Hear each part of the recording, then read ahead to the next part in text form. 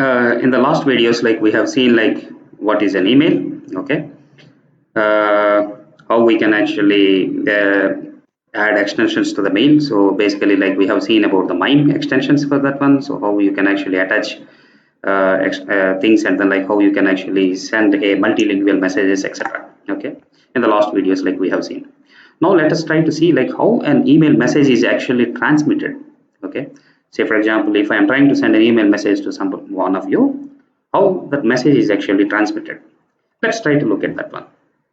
Okay, for that one, like we actually use this SMTP protocol, simple mail transfer protocol. Okay, so this again uses the TCP service. So that means like if you want to identify a email server, SMTP server, you need to have the IP address of the machine.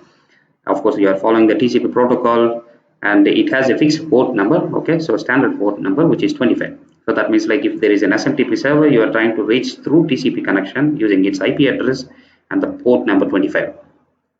Now let us look at actual email transmission. So look at the case. Alice here in the domain a.net actually want to send a email to Bob. Okay, Bob at b.net. Okay, then what Alice has to do is like each domain is actually associated with an SMTP server. Say for example, a.net is actually associated with one of these SMTP servers. In this case, this is the SMTP server, a.net's SMTP server. And then like using SMTP protocol, which we will be discussing in the coming slides, you have to send the message. Okay, so the Alice email client, once it composes the mail, it has to actually send to this SMTP server. Great. Since it is associated, then it is easy for it to send the message to this SMTP server. But then the catch is this SMTP server actually has to route that message to an SMTP server where the mailbox of Bob at the b.net exists. Then how to identify this SMTP server to which like Bob at the b.net is associated? That's a very complex problem. Here in this figure, like you are actually seeing like only there are two servers, okay, two SMTP servers to which like from a.net's SMTP server you are sending to b.net's SMTP server. But whereas in the internet there can be thousands of SMTP servers, okay, and then like you may even have to hop across multiple SMTP servers before you actually reach b.net's SMTP server. Okay, then how do you actually identify what is the SMTP server for b.net? Okay, this you can actually achieve. Okay, so this information you can extract from this mail exchange records. Okay, so MX records. This is part of DNS again. Okay, so you basically retrieve the MS records of MX records of that particular SMTP server, and from that one you actually identify its address and you actually try to route it. So each SMTP server maybe have multiple MX records, okay, so which may be lying across this internet, okay, so different DNS servers, okay.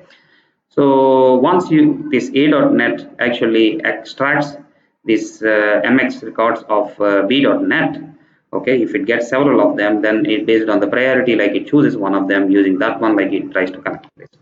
Okay, that's how like using this SMTP protocol, the mail actually reaches from here, from alice at the rate a.net to the b.net's SMTP server. Then that mail has to be retrieved by this mail client of b.net, and there are different approaches for that email retrieval as well, which we will be discussing as part of the coming slides. First, let us look at what is this SMTP. So again, the SMTP works in this client server model. Okay, so the server waits for email messages to relay or deliver. Okay, so basically like the server is actually waiting whether, say for example, when Alice at the a.net actually sends the message, it is actually waiting for it to be delivered to a client if he is also connected to the same SMTP server, or it can be relayed to the next SMTP server. Okay. That's how like the client actually sends these email messages through these sort of servers. Okay, so it is a client server model. Okay, so again it's an application level protocol. That's how like we are actually studying this protocol SMTP as part of this unit 1 of this our course. Okay, first you have to actually establish a TCP connection with the server. So the client actually opens a TCP connection into the server. So after that, like basically the client basically sends different SMTP commands. Okay, so the SMTP commands are something like there will be a command and then like additional parameters. Okay, and each command line ends with a carriage return line feed, so the end of the line, okay, character. So some of the standard commands are hello, this is for greeting, okay, so the client basically sends hello, that means like he is greeting the server actually responds something. Okay, we will see the server's responses in the next slide. So then the client also can send like mail from, say for example in this case like alice@a.net, okay, and the receipt to, okay, bob@b.net, or whatever that is, a.net or b.net, or the domains, at the domain can be anything, @gmail.com, hotmail.com, or whatever it is. Then the data is the actual email message which has to be sent. Once the message is sent, you actually send a quit command, okay, so with that one, like that SMTP communication actually ends. So these are some of the client messages which we have seen. So then the server also responds for each and every command which the client sends, okay. The server responses will be something like a numerical code, okay, and then some comment, okay. So again, like it basically ends with this CRLF, okay, so end of the line character, okay. Say for example, some of the standard responses can be 250 okay, okay, so that means like whatever the message has been sent is actually accepted, okay, not just message, but whatever the command you sent is accepted. We will try to see a complete exchange of messages between the client and the server in the coming slides, okay. And 221 closing, say for example, if the server if the client has sent a quit message, the server basically accepts the quit message, and then like it basically sends this 221 closing. The server has different types of responses. So if it responds something with 2xy, that is 200 something, okay, it means like the command is actually accepted.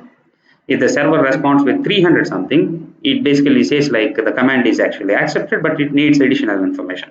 So looking at the previous information, if the client basically sends this, say for example, data, that means like you want to send an email action message, the server basically says like 300 something, okay, that means like the command is accepted, but it is actually waiting for the message, isn't it? So that is what is this 3xy is about. If the server responds with something like 400 something, then it is a transient negative reply. That means like the command actually failed. There could be some error. At the moment, it is an error. You can try the command at a later time. Okay, so there is no problem with that one. But if the server responds with 500 something, it is a permanent failure. Okay, or it is something like an error. There is no point in trying that command again. Okay, so we should be careful about these things. So this is how like the SMTP communication actually happens. Okay, so in terms of the SMTP communication in total, there are several phases in which like this SMTP communication happens. So there are these three phases of SMTP. In the first phase, you basically try to establish this sort of SMTP association. So that means like you are actually trying to open this TCP connection. Of course based on the client's request, and then like the server greetings basically happen. So then the hello command from the client basically goes, and then like this greeting happens, okay. And once that happens, the actual message transfer has to happen, okay. So this is about the second phase. In the second phase, the client basically sends like mail from, so that means like you send like user@domain, okay. So it is coming from user at the domain. Say for example, in the earlier example we have talked, it is alice@a.net, okay. Receipt to, so again user@domain. So for example, in the earlier example, it is again bob@b.net, okay. And then the next command is actually the data, okay. So we still within this second phase. So the data, once you send the data command, the server responds, okay, so it is okay, so with the 300 some message, okay, and it is actually waiting for the message. So once you send the data, so you have to transmit all the entire message, including the headers, to the server, okay, to the SMTP server, and you end the message with a single line containing only the dot, okay. So you just put dot CRLF, then the server assumes like the message has ended. Of course, if you want to send further email messages, you have to come with the same phases, and then like you can send the further messages, okay. But this is how like it actually happens, okay, for the basic data transmission. So once these two phases are done, in the third phase, like you actually have to release the SMTP association. So you connected with the server, you send the message, and you want to terminate it. So basically, the client basically sends this quit message. So that means like closing messages. Of course, the server sends the closing messages, okay. So which we have seen that 221 in the earlier slide, and then like the TCP connection is actually closed. Okay, so this is how like SMTP protocol works. Okay, so let us try to see like a successful message, how it is actually transmitted. So of course, initially like you have this SMTP port open, TCP connection open. So the server basically it responded with 220 SMTP, okay, and then the client is actually sending the hello message. But what is this? It is not hello. It is EHLO. What is this EHLO? Is there a typo? No, it is not a typo. Okay, so actually like you are trying to contact with hello. Okay, so and you are actually sending the message. Okay, so basically you are trying to approach this SMTP server mta.example.org. Okay, so what is this EHLO? Coming back. Originally, when we have seen at the MIMEs, okay, the MIME video, originally the messages were actually for ASCII text. Then it was hello, HELO. Then came the MIME extensions, okay, which we have discussed in the previous video. But how the server actually knows whether the email which has come is a plain ASCII email like the earlier times, or like it is the current one with all these MIME extensions. For that one to understand, they actually have reversed this command. So the current hello command is actually EHLO command. This actually shows like the message which is coming is also supports MIME. So the server actually, SMTP server actually knows like it is MIME based message. So it has to process those things as well. Of course, once the greeting is there, the server is actually responding with 250, okay, hello, and then like it is basically giving its server's name again, and then like glad to meet you. Then the client is actually sending like mail from alice@example.org. Then the server responds 250, okay. The client sends like, okay, the message is to Bob, okay. And then the server basically says, okay, okay, with 250, okay. Then the client actually sends the data command. The server basically responds 354, okay. But then like it also gives additional information. So this 354 actually says like I am accepting the command, but I am waiting for additional information.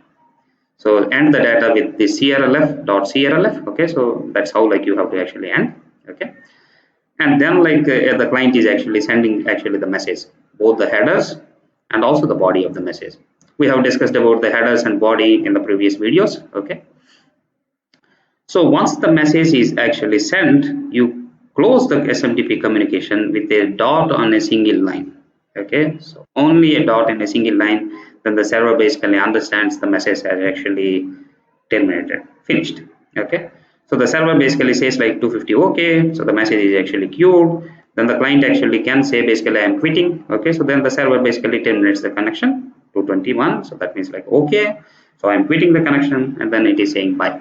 So this is how actually a successful email transfer, email message transfer happens between an SMTP server and SMTP client.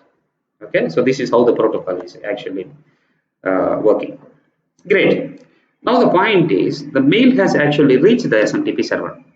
Okay, so we have seen from the first slide, like we have seen how the email transmission actually has happened. Now the mail is at Bob's mailbox, but how Bob actually reads this one? In the old days, all the mail servers, the destination, so literally all the mail servers were actually connected to the internet. Okay, so an email address is always a username at the rate host name. So we have seen like hosted text and DNS servers and then so and so. See, even from the ARPANET days. Okay, so that means like there is a machine learning on which like you actually store these messages. Okay, and you actually say like okay, Bob at the rate that particular host name. So you actually try to reach that server. Okay, and then whatever the mails which have actually come to that mailbox actually are stored in a file which is related to Bob. Okay, say for example in Unix it is actually stored in var.mail, and then like people used to connect to these machines using telnets, and then they actually connect to that particular machine with telnet and then like try to access his mails from that file. Okay, this is how it actually used to work. Today it became like a lot more complex, and then like most of the networks support one or a few SMTP servers. Okay, so used to basically receive the mails. Say for example, if you are using like say for example, if I'm using satish.srirama@University of Hyderabad .ac.in, so then uohyd.ac.in as an SMTP server, which not only stores receives these emails and also stores them, but it also detects all these sort of spams. Okay, it filters spam mails, and then like it detects for viruses, etc. There are a lot of features associated.